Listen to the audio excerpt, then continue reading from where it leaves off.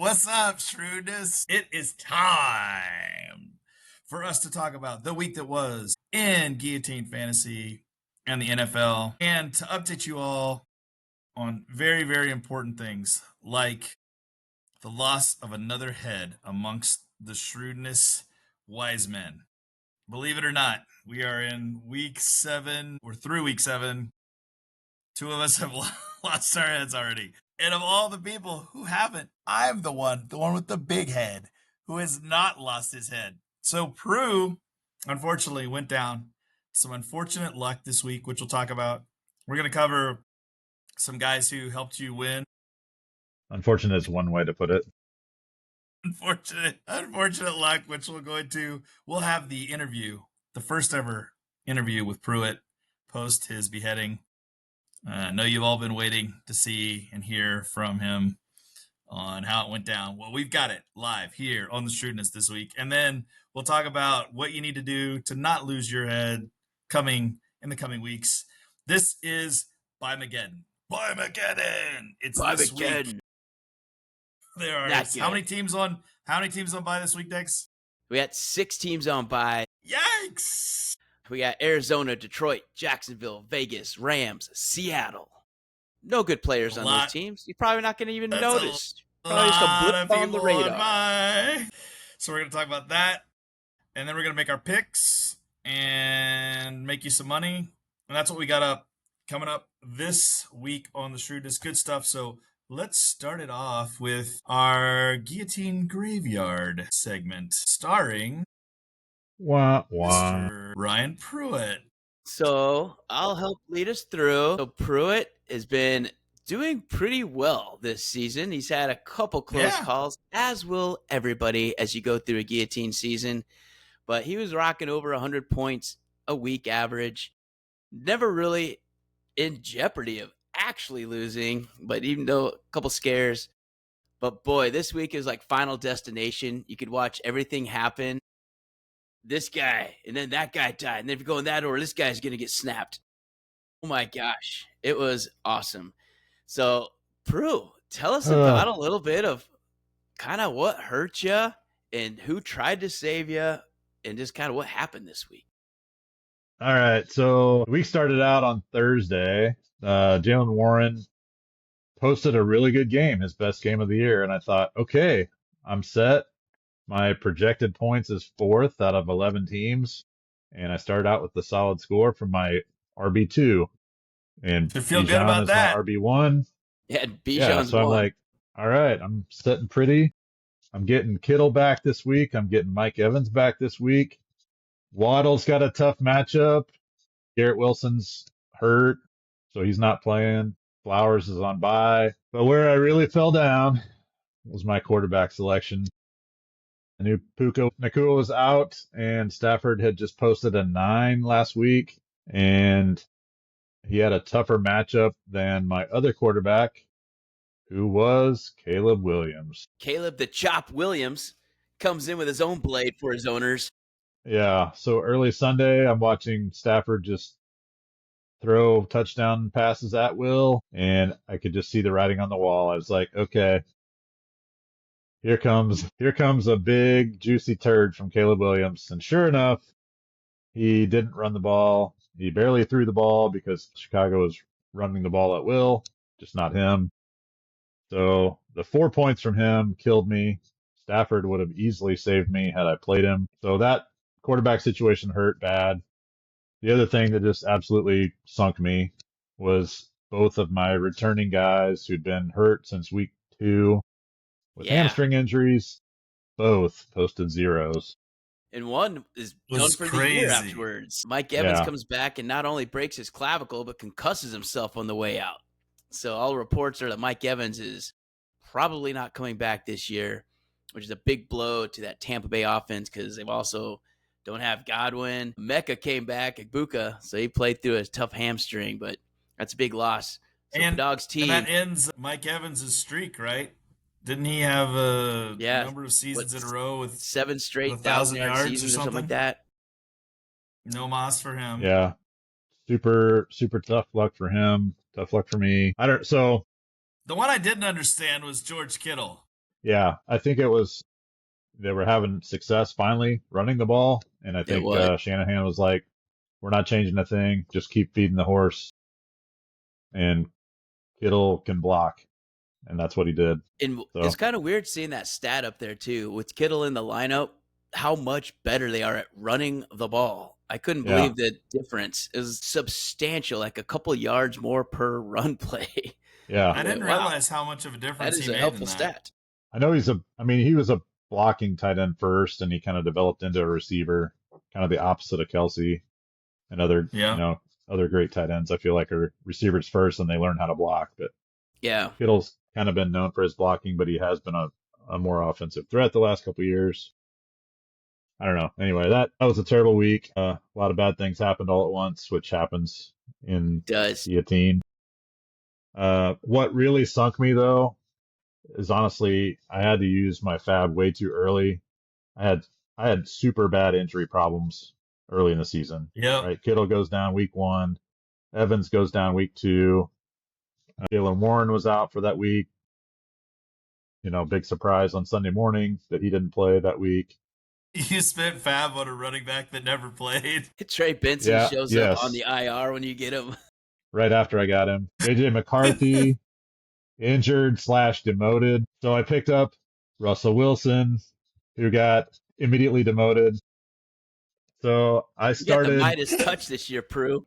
out of 7 weeks. This is crazy. I mean, it's almost a miracle that I survived this long, to be honest. I started 5 different quarterbacks in the 7 weeks. That is pretty tough to do. So you're basically the Cleveland Browns. When you have Bijan, he can cover up a lot of warts. And my Yeah. 7 quarterback weeks were either less than 10 points or greater than 20. I had nothing in a normal range for a scoring quarterback. Yeah. So that was it. I mean, that was terrible. I did have Bijan Robinson, who covers a lot of sins, and Yeah. I scrapped together a team to get me through week 5, which was the bye week for Bijan. In week 5, I started one of my original 8 starters because I had so many injury problems and bye week problems. So That's I, aggressive. yeah, so I was forced to spend a lot of fab early, and I picked up guys like Garrett Wilson, who was fantastic the first 3 or 4 weeks, and then He teams got figured hurt. out that the Jets could do nothing else except throw to him. So he started getting targeted and got hurt. I mean, it was comical after a while. Yeah, it's not good. So I didn't think I could win the league. I did think I could probably stay around till the 8 or 10 week mark, but bad luck caught up to me, and starting the wrong quarterback was my downfall. It happens. Well, Padog, welcome to the Headless Club. Yep. Headless Mumbies over here. It's what Yep. it is. And what's funny is I was listening to a few other shows, and a lot of the hosts that did the guillotine leagues, they're all out too.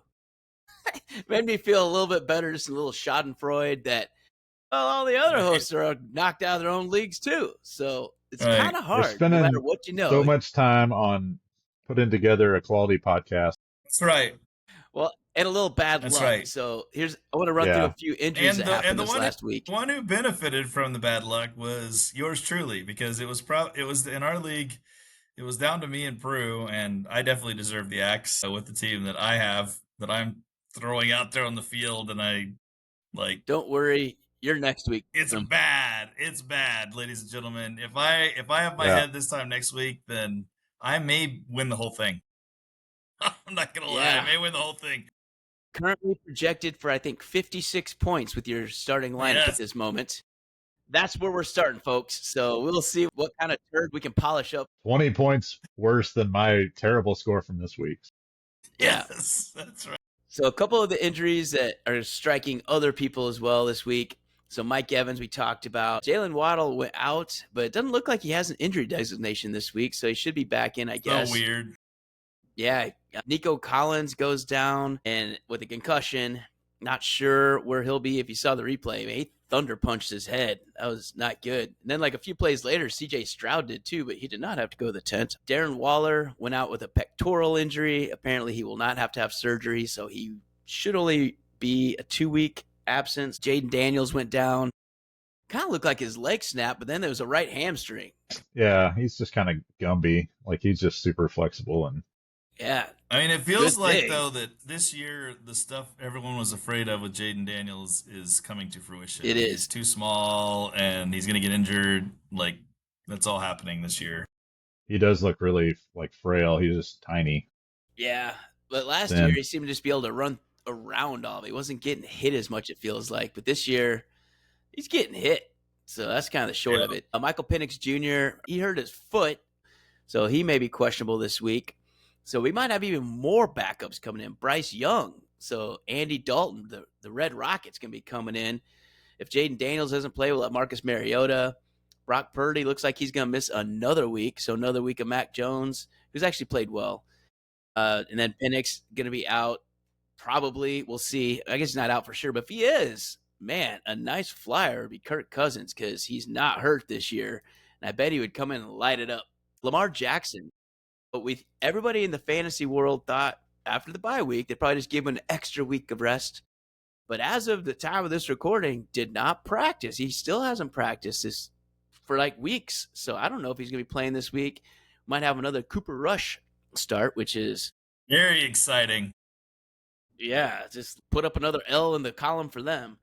So that would not be good. I think that's kind of our main ones. Garrett Wilson, I'm not sure if he's going to be out this week or not. He's definitely nicked.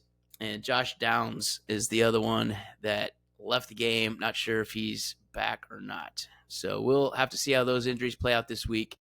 But it's with all the 6 teams on bye, now you have to worry about injuries as well. That's just where we're at the season, folks. That takes out it's crazy. A lot of starters. Oh, absolutely. It's crazy.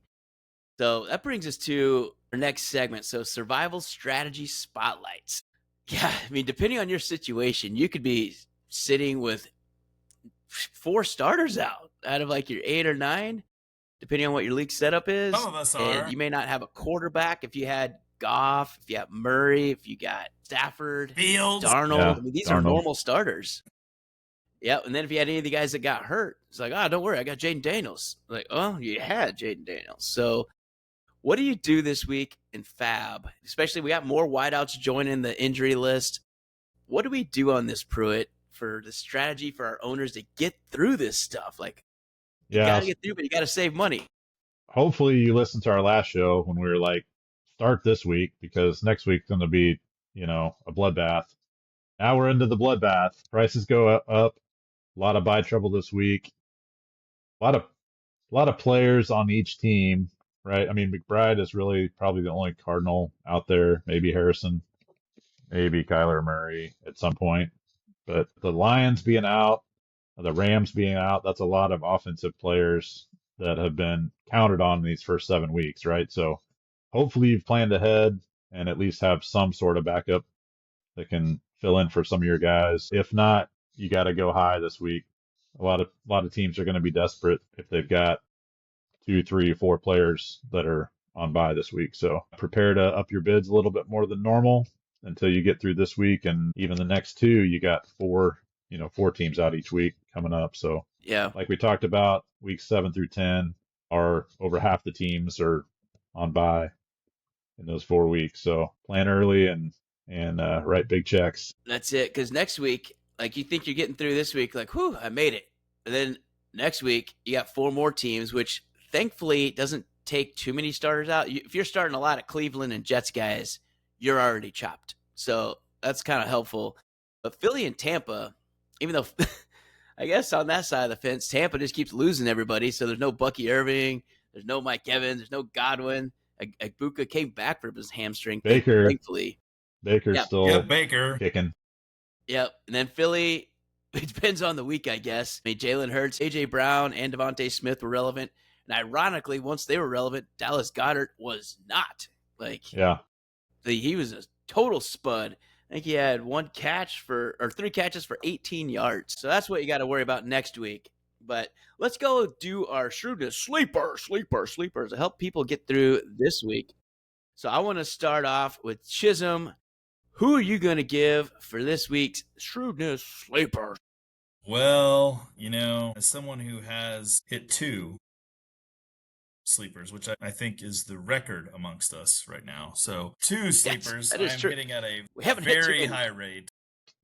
You have 2 zeros too, by the way. Well, I started one guy who retired, so that's a problem. That one was not your best one. That was not my best one, but I'm relatively red hot as far as we go. So I'm gonna go and figure that Cleveland is not going to allow anyone on New England to run the ball. So I'm going to hope that they throw the ball. And Mr. Keyshawn Butte has had quite a few weeks, right? He's kind of shaping up to be a favorite. So I think I'm going to go with Booty. I think he's going to touchdown. I think he's going to get another touchdown this week. There's some good synergy there, and I'm feeling good about him. How about you guys? What are you looking at, Mr. Prue? I was looking back at my picks so far, and out of the 8 weeks now, or counting, tonight's pick, I've picked 5 tight ends. You love tight ends, and I love me some tight ends. Tight ends. I did. So I picked Harold Fannin this week. He got 7.6. That's about the closest I've come without hitting since week 1. So I'm feeling like better about my tight end picks here. This week, I picked another tight end, Jonnu Smith, Pittsburgh tight end. They're playing Green Bay. Aaron Rodgers suddenly decides he likes tight ends again. He does. So he had a bunch of touchdown passes to tight ends this last week, including Jonnu Smith. He doesn't like being tackled by his own team, though. That's one thing he does not like. That's right. It's kind of a revenge game for Aaron Rodgers. I think he goes in there, competes. I think maybe not a touchdown. Could be a lucky touchdown for Jonnu Smith, but I think he'll have 4 or 5 catches, maybe at least 3 for 30, which is, I think that's low end. So that's 6 points regardless. And I think, a couple of broken tackles or something like that, he could get you up to 8 or 9 points. So, and he's only taken in like 10% of leagues or something. So he's available. Yeah, for good reason. Good call out. But we'll see what he does this week. All right. So I am going to Chicago and Kyle Manangai. It's at Baltimore. They have their 20th ranked rush defense. And I just think that Ben Johnson and the Chicago Bears are trying to recreate the Detroit Lions offense slowly but surely. And Manangai will be the Knuckles and the David Montgomery. They got Swift, who's Gibbs, right? That's what they're trying to do. Yes. And all season they've been a stretch. It is. Obviously. And Caleb Williams is. They finally let Manangai loose last week. So he had 13 carries for 81 yards. He got in the end zone.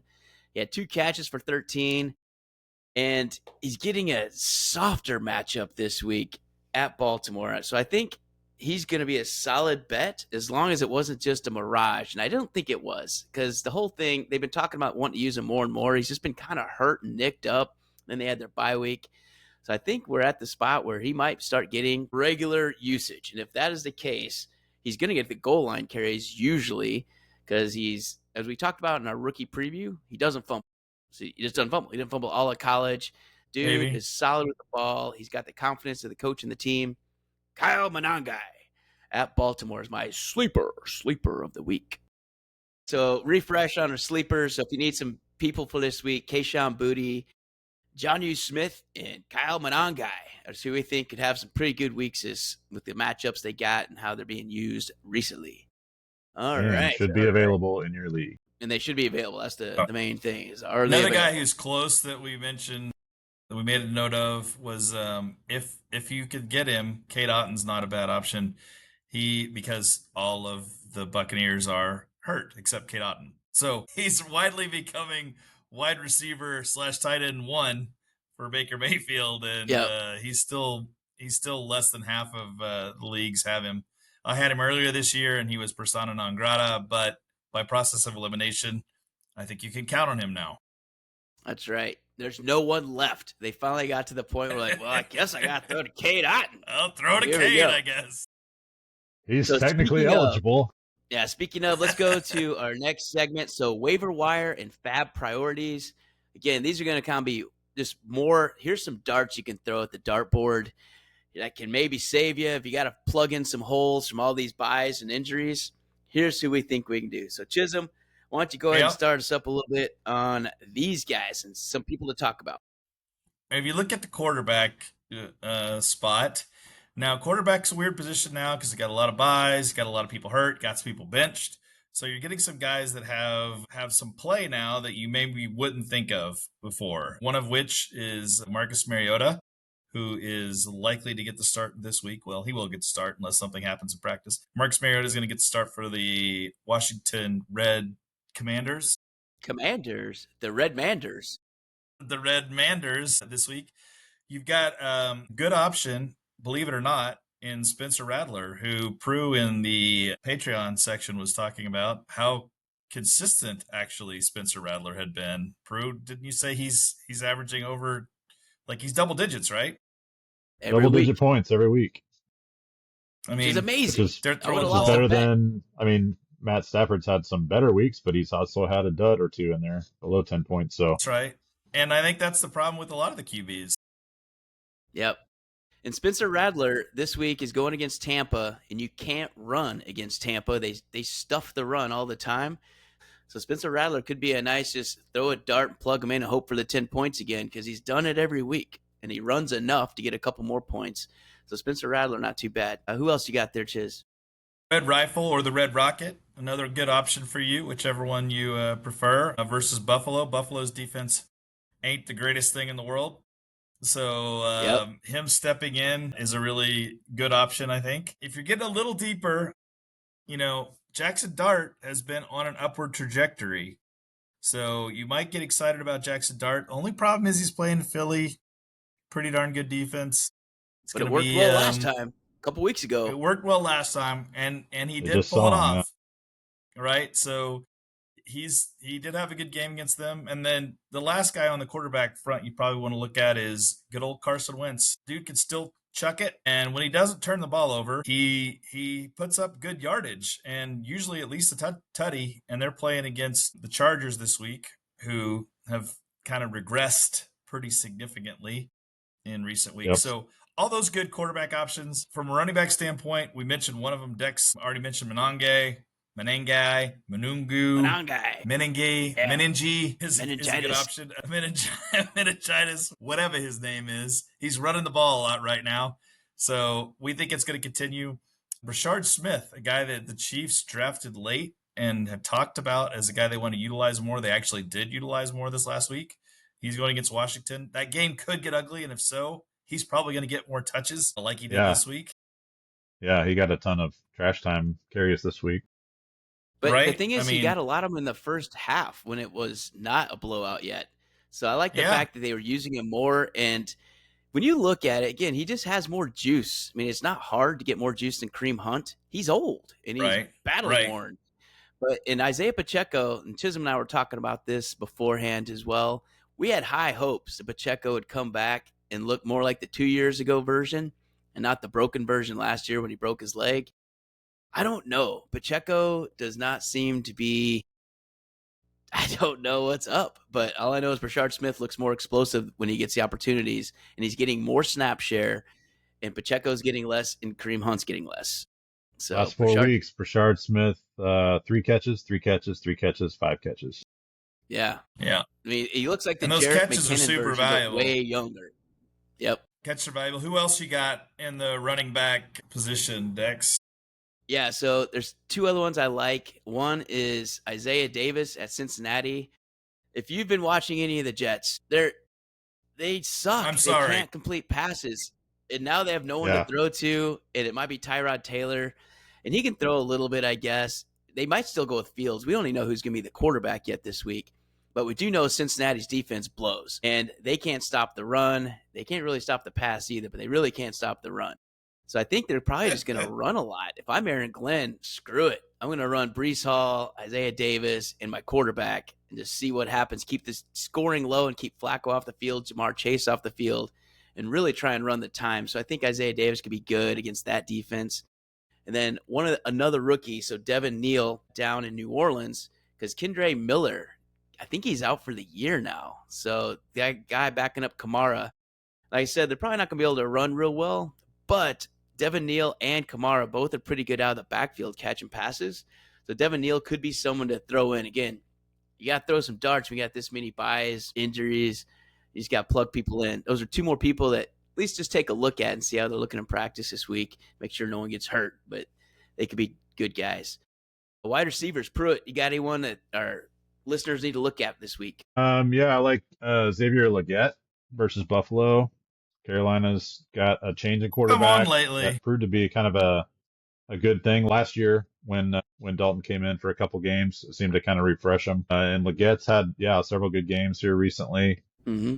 Kind of looking more like what we were hoping for last year, I think, honestly. Yeah. Marvin Mims, Dallas has been kind of a sieve on the back end of their defense, so Mims has some chances for a big play or two this week. Jalen Coker versus Buffalo. Same like Chiz said, not a great defense that Buffalo's putting up this year, so he's got some potential maybe. Well, you'd like to think that Buffalo is probably going to be ahead too, and so the Red Rocket is going to have to be throwing the ball a lot. And Jalen Coker, he was really trending upwards, if you remember back at the beginning of the season on the draft boards, because they traded Adam Thielen to let Coker play. He was killing it in preseason. He was getting open all the time, and he was going to be that slot guy, move the chains guy. He's going to be the Amon-Ra St. Brown for this Carolina team. And then he got hurt. So he's been out, and his first game back was last week. But I think Jalen Coker could be a nice-looking player moving forward. Yep. Jalen Noel versus San Francisco this week with Nico Collins being out. That might be a decent opportunity for him to step in and get some targets. Because Jaden Higgins has been terrible. Like, he hasn't been doing anything. Yeah. So they got both the rookies out of Iowa State. So they took the teammates that we talked about in our rookie previews. But Noel looks pretty good. The final two we had on our list, Alec Pierce versus Tennessee. So wide out for Indianapolis. They got a fairly easy matchup this week with Tennessee for him to get a few catches. And then Tez Johnson against New Orleans. He's stepped up with all the wide receiver injuries that Tampa Bay has had. Tez Johnson and Sterling Shepard are really the only two guys they have left. They're running catch passes. And then straight into tight ends, Cade Otton is our first tight end on our list. So that Tampa Bay receiving core is taking a beating. So you got to look a little deeper at who can catch passes for Baker, because he's continuing to put up great numbers this year despite having a revolving door in his wide receiver room. It is. He just throws to the open guy, though. It's what's kind of nice. So as long as they run the route and get open, Baker's been hitting them. Who else you got at tight end, Dex? Yeah, one of the other ones that stood out last week. So Oronde Gadsden, so Chargers tight end. They're playing a game Thursday against Minnesota. But last week, like, you might have missed this because not many people are starting him, but 7 for 164 and a touchdown for Gadsden last week. That's crazy. I had to double check that stat line, but that was it. That was it. So he's someone to look at. Evan Ingram for the Broncos. He gets a tasty matchup against Dallas. So that would be a nice one. And then Dalton Schultz was doing his own Antonio Gates impersonation. I turned for a second and I was like, is that Antonio Gates? Wait, it's Oronde Gadsden. Yep. The second, not the first. The OG is not playing. And then Dalton Schultz, so tight end for Houston. He's playing against San Francisco. And again, like we said, same thing with Tampa. They're losing all their wideouts. And so the tight ends are getting more involved. Dalton Schultz is not a bad tight end at all. And he's someone that can definitely move the chains and get targets in that offense. So those are kind of our guys to look at to help you get through Mageddon and Injury Mageddon and everything else.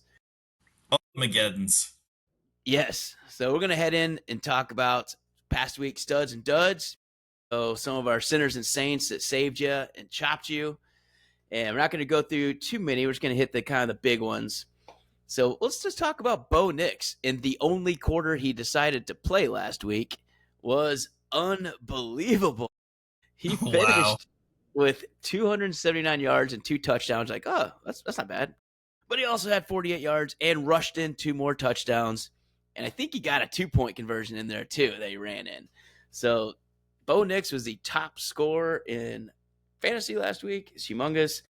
You got CMC who hooked you up. In one quarter, basically. Yeah, I know. That's the most amazing thing is that what the Broncos did in one quarter against the Giants, which unbelievable. I mean, you have to be heartbroken if you're a Giants fan. Not as much as a Mariners fan right now, but pretty close, pretty close. Oof. CMC finally ran the ball, and like we talked about earlier, maybe it's George Kittle just by himself making some blocks, which then makes those other guys feel kind of sheepish, like, oh, I was supposed to be blocking this whole time? My bad, CMC. But he broke out for 129, rushed 2 touchdowns. And then, as always, and that we talk about every week, 7 catches for 72 more yards for CMC. It's just a wideout line every week, but then you also get the rushing. Every week. It's ridiculous. And then, not to be outdone, Jamar Gibbs says, hold my beer, CMC. How about 17 for 136 and 2 touchdowns and 3 for 82? Someone's better, and got up there. I mean, maybe 4 less catches, but yeah, he got more yards and got the same touchdowns, so that was pretty good. Jamar Chase, maybe we wrote the epitaph a little too soon for him, but we also didn't know Joe Flacco would get rid of the ball in like 2 seconds and be 10 times better than Browning. 10 times better than Browning.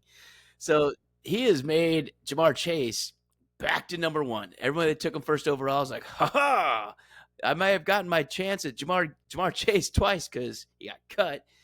But if you have him now, you should feel pretty good. So 16 catches for 161 yards and a touchdown. Yes, and in case you're wondering, that's 23 targets.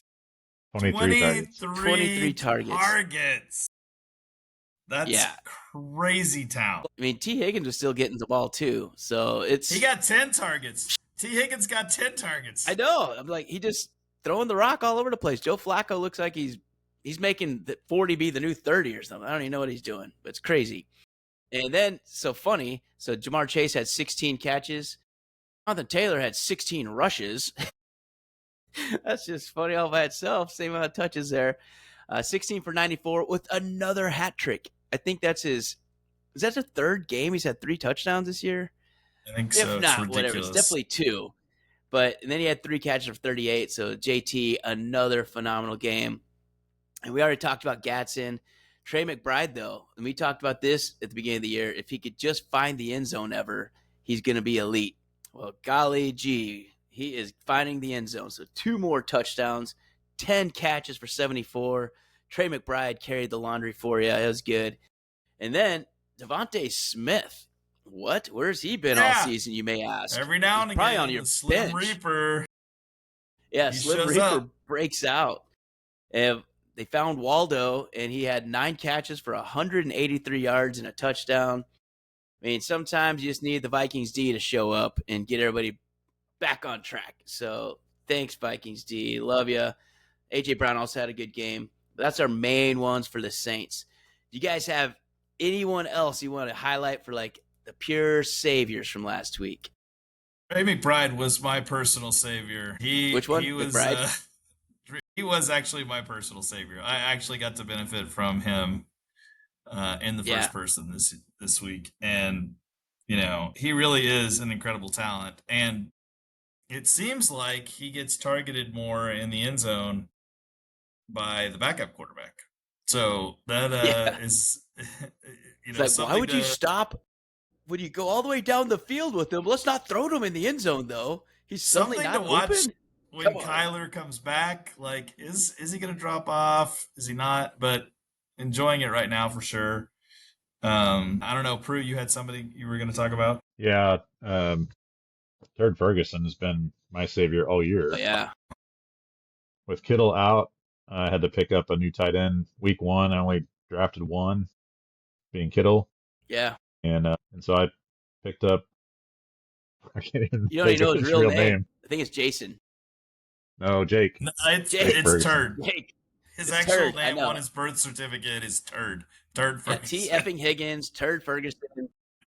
He's on a tear right now as far as targets, receptions, touchdowns. I think he's the top tight end for touchdowns. Jake Ferguson, 1 more than Dallas Goedert, and Waller, Ertz, McBride, and about 5 others all have 4. But Jake Ferguson's been my savior all year. 51 catches. Yeah, if we go through Jake Ferguson, that's a great one to hit on, Prue. So top 5 finishes in 7 weeks, he has 5 of them. So his week 1 was 22nd, then he was 3rd, 5th, 2nd, 7th in week 6, and then 4th again last week. He has been incredible. It's not even close. He's number 1 all by himself. Yeah. And it probably helps that Brock Bowers has been hurt this entire time. But Jake Ferguson on that offense, Dak Prescott's just feeding them. And yeah, you could say CeeDee Lamb was out for a few of those. Sure. CeeDee Lamb was back last week and he was 4th, and Pickens. So even when they were all there and healthy, Jake Ferguson does another top 5 performance. So he's arguably tied in 1, right? He's already had two games with 2 touchdowns. Yeah. Right? And just so many targets. He's just moving the chains all the way down the field. So he's pretty good. And all right, you mentioned another one, Dex, that the last one I'll throw in is, George Pickens. He didn't find the end zone this week, but if you've managed to pick up Pickens, he's been a revelation most weeks, and maybe the best free agent signing of the offseason, honestly, when you look at what he's done in his body of work. So he's definitely not the worst. Guy that's helped out a lot, right? Yeah, that offense has made everybody look good, to include Javonte Williams, who had another good week. He bounced back this week, too. But yeah, the Dallas Cowboys, you can do worse than starting any of them. I mean, they're all doing well. As long as you do the top 2, your running back and the tight end, all 4 of those guys are having good weeks every single week, to include Dak Prescott. If you would have told me at the beginning of the season that Javonte Williams was going to have more 100-yard games than Saquon Barkley, there's no way I'd take that bet. No. 0 chance. But here we are. All right, so the Sinners. And we went through a couple of these because they just happened to be on Pruitt's team. But one you didn't have that could have been even worse is Jameson Williams. 0. So you got Kittle 0, but you could have had Jamo 0. Chisholm had him. There we go. Solid 0s. Chiz and I were battling it out with 0s. I had Evans and Kittle. Man. The war of attrition. Evans didn't catch a patch, right? No catches. And then 2.5 from Waddle. Yes. Ugh, brutal. Take that, Chisholm. But you could have had Kamara, 11 rushes for 28 yards. You could have had David Montgomery, 13 rushes for 21 yards. Ouch. My gosh. That is painful, especially when you consider that Gibbs said, Dave, what's the problem, man? I got 136 and only 17 totes. So go around the outside, dude. Don't go up the middle. Maybe it's you, bro. You got to get faster. And then we had Nico. Like I said, it wasn't really his fault. I think he probably would have finished with a great game, but 4 for 27 because he got knocked out with a concussion. Terrell McMillan and Brian Thomas Jr., both only 3 catches for 30 yards. Gross. Bill McCoskey. Bill Merritt, Krosky, McCarrett, whatever the heck his name is. Bill, 13 for 33. Not good. Ashton Genty laid another egg. And he'd been on a pretty good run, but 6 for 21 against the Chiefs, only 1 catch for 13 yards. Ouch. So that was a killer if you're counting on Genty. Dallas Goedert, we highlighted that this is probably his worst game in last month. So 3 catches for 18. Roma Dunze, who's been having such a good season so far, but 2 for 31, not ideal for his owners. Saquon Barkley, I feel like he's a weekly sinner.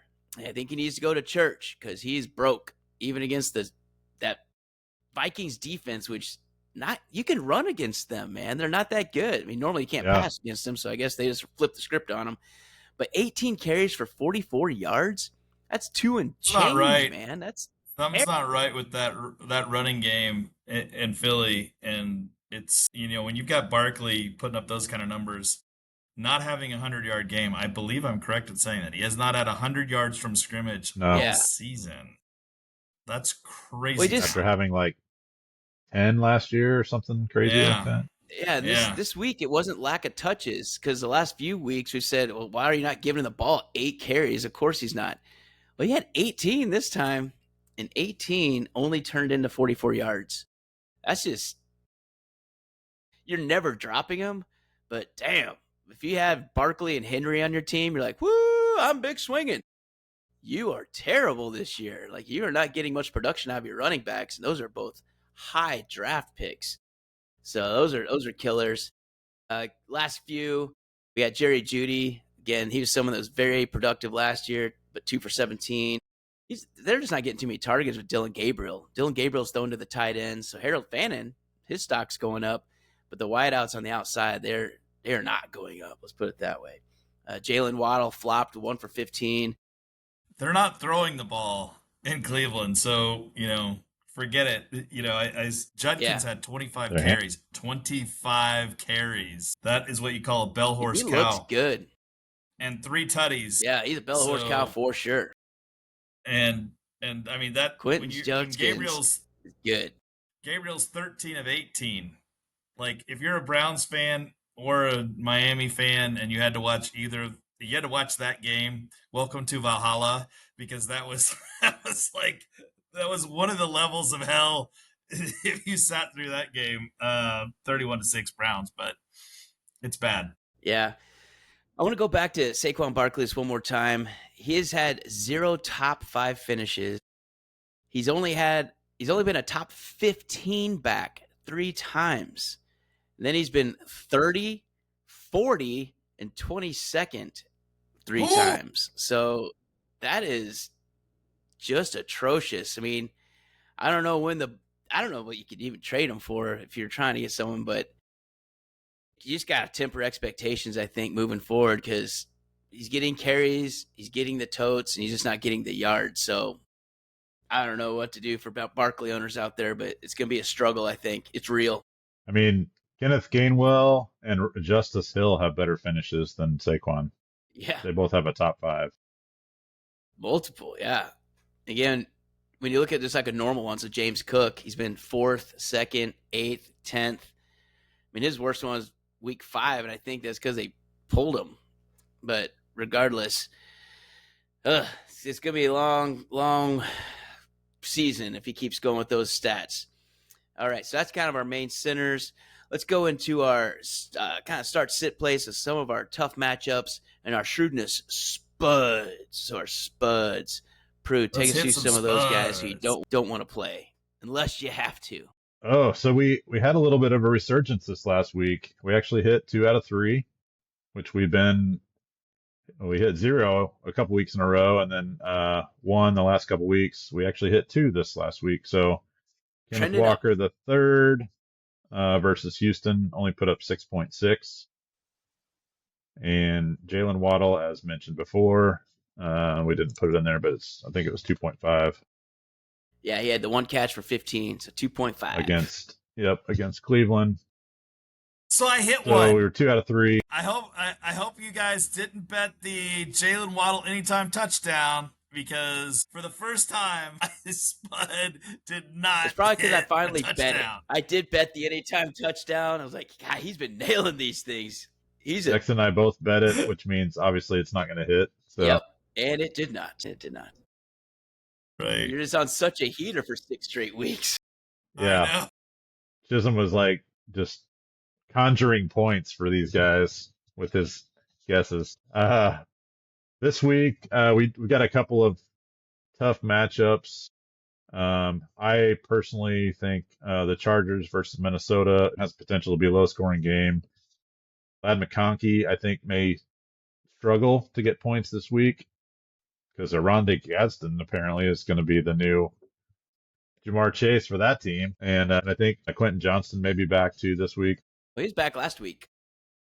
Yeah, I mean, back to like full strength. Yeah. He'll be back in like Justin Herbert's comfort zone, I guess you might say.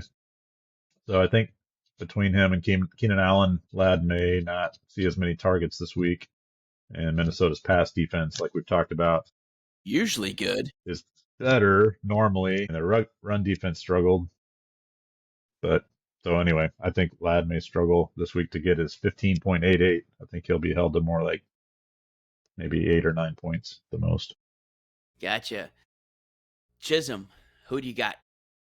Yeah, I'm going with someone who I like a lot, but he's getting Surtain this week. CeeDee Lamb. CeeDee Lamb is getting the Surtain treatment, so I like Pickens this week, actually, but I think Lamb is going to be disappointing, not because of any fault of his own, but just because Denver's defense played really well, and Surtain just tends to eliminate the wide receiver 1. whoever he's against. So I think it's going to be real tough for CD to get 10 points this week. How about you, Dex? So I'm going to go with Deebo Samuel. So even if Terry McLaurin comes back, I don't really care. They're at Kansas City, and Kansas City shuts down the pass. They have a very good secondary, good linebackers, and it's probably Marcus Mariota. So I just don't see a lot of passing happening. I think they're going to have to run because KC is generally susceptible to giving up the run. They'd rather give you that than the big plays on the pass. I think Deebo is going to struggle to get open. I think he's going to struggle to find spots. And I think Mariota is going to struggle being at Arrowhead. I think that's just not a solid matchup. So against the fourth best pass D in the league, I think Deebo is going to struggle. So Deebo Samuel is my spud of the week. So we got McConkey, CeeDee Lamb, and Deebo. We go with the whiteout trio this week. So put your parlays in for the overs on all those guys and anytime touchdowns. They're probably going to blow up. Pastor Tan's going to have like a calf cramp in the first quarter, and there goes CeeDee Lamb for 20 catches. I think it is possible Deebo goes out. He's kind of banged up right now, and it's possible he could go out. He goes out with a hard hit or something like that. He may not even play the whole game. Yeah, we'll have to see what happens, but I think it's a tough matchup even if he is healthy, if he makes it through there. All right, so let's go down to our gambling locks. Tell you what do we got? had a good rebound week. So, last week we had our first offer of the season, and we had been on a real heater. And we came back this week and we hit 2 of 3 and almost hit 3 of 3, a 1.5 away. And we had picked the under in New England, Tennessee. It went a 1.5 over. We picked Philly, Minnesota over. Pruitt gave you that one. That hit. I gave you Cleveland minus 2.5, and it could have been minus 20.5 because Miami did not remember that they had a game. That they play football in the National Football League. So foosball. That was kind of a no-brainer, and that took our total to 62% on the year, which is ridiculous. So you better get your bets in now and get your money now because we will hit a cold streak. I'm warning you now. So take your money now. This is the time. So let's see what we got for you this week. That was let's start with you. Our cold streak was last week, Chiz. That was back on the heater now. That's it. We're on a heater. 2 out of 3 every week. Wait, a cold front come through, and then it's warming right back up. Let's go. That's right. All right, I'm a believer. I'm a believer in Jackson Dart, and I'm a believer in, I hate to say it, Jalen Hurts has looked much better the last couple weeks. He has. I think he's been listening to the Shrewdness, trying to prove us wrong. Like, I can pass him, F. That's right. I think both those teams are showing some signs of life offensively. Jackson Dart gives them a lot more versatility as their quarterback. And Scadaboo's just got a battering ram, mentality, whatever. So they're going to pound the ball. They're going to run when needed at the quarterback position, throw their short passes, whatever they need to do. They're going to be competitive, and I think they go over. So the current total is 43.5, and I'm sticking with Philly, New York Giants over this week. I like it. Dex, how are things looking for you in pick land? What are we going with this week? So I'm going to pick on Miami again because I think they are one more game away from head coach McDaniel being fired. I think this is the week. So I'm taking Atlanta minus 7.5 at home against Miami. And that sounds like a big number until you realize Miami's terrible. They have the 26th ranked defense. Atlanta has the second ranked defense. They're like, well, at least Miami can score with their 29th ranked offense and against Atlanta's 7th ranked offense. I know they kind of laid an egg last week at San Francisco. Got it. Whatever. I don't even care about that because San Francisco going across the country, it's Atlanta. I mean, that's kind of a tough one to do. And Bijan is going to truck Miami. He's going to just be all up in that. And again, Tua's terrible. Tyreek is out. Jalen Waddle's hurt. It's just going to be Devon Achane. And he's super good. Don't get me wrong. But I trust in Atlanta to stop one person. And it's hard to win in Atlanta. I think they take this game easily. mean, I'd almost ladder this damn thing up to like 11, but whatever. So I think Atlanta minus 7.5 home against Miami is a solid pick for this week. Chisholm, bring us home with a third winner. We're already minus we're already in -1 days that I thought Mike McDaniel would still be employed. So Yeah, it's amazing I'm that he's shocked that there. he's still there, and the dude looks like dead inside on the sidelines, and I Weird. cannot believe they're actually going to cart him out there. Yeah, I think we fade Miami until McDaniel's gone. Right? Like I don't that see team them is. rebounding anytime soon. Woo! He lost that team a long time ago, and their injuries are brutal. So I'm going to give you a third, and this one you're going to get a little extra juice on because I got a money line pick, ladies and gentlemen. I got a money line pick for you. And somehow, this usually scares me, but I'm not scared this week, guys. I'm not, because this line opened San Francisco -1.5 at Houston. Somehow, it is now San Fran +1.5 at Houston. And I'm taking the free money. Give me the money line, because, like, not only is San Francisco going to win, they're definitely going to win by more than 1.5. So I'm taking a money line. I mean, Houston's defense is solid. They're not CMC solid though, and they're not George Kittle solid back at his element. Hey, Mac Jones solid. Right.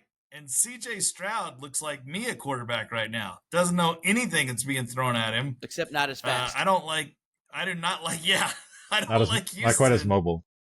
Right. I don't like Houston at all right now. I don't like, and Nico Collins is not going to play. So yeah, like, what are you gonna? That's you gonna ride Nick Chubb this week? You gonna ride Nick Chubb? Is that your bet? Give me San Francisco. Lock it up. All right. I think that is going to wrap us up for the week. Want to check, did we answer all the questions that we needed for our listeners, or is there any ones left over that we need to hit? Yeah, I think we got most of the ones in what we hit. So yeah, but thanks for sending stuff in. Please be sure to shoot us stuff throughout the week on our socials. You can email us if you go to our website. Either way, we'll be happy to answer your questions and hopefully give you content that is going to be really useful for you. That's what we love to do. We love fantasy football even when we lose our heads. So guillotine is where it's at, and hopefully we can help navigate you through the rest of the season so you get some money. That's right. All right, well, that sounds great. Hope everyone makes it through Buy-Mageddon round 1, and, well, Injury Mageddon if you got some of these other guys. But that's right. Got to get you Spend paid those through dollars, the money folks. middle. The money middle, spend that money, because it's just going to go to the grave with you. Not going to do anything That's with right. that. So might as well get some peeps at this point of the season. I mean, if you're in a situation where you don't have to, you are on the short list. And congratulations to you, sir or ma'am.